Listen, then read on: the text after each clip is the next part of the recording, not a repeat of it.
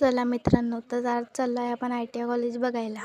घरी बसू बसू बोर मारत होतं, मी म्हटलं काय करावं. चाललो आहे आपण ITI कॉलेज बघायला. ऊन खूप पडत होती तर चेहरा काही बरोबर दिसत नाही होता. सगळेजण विचारत होते कुठे चालली कुठे चालली. मी त्यांना न सांगता चालली आपलं. हे बघा,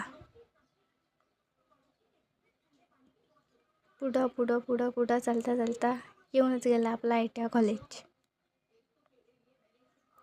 हे बघा, ITI कॉलेज पण आहे बाजूनी आणि हॉस्टेल पण आहे.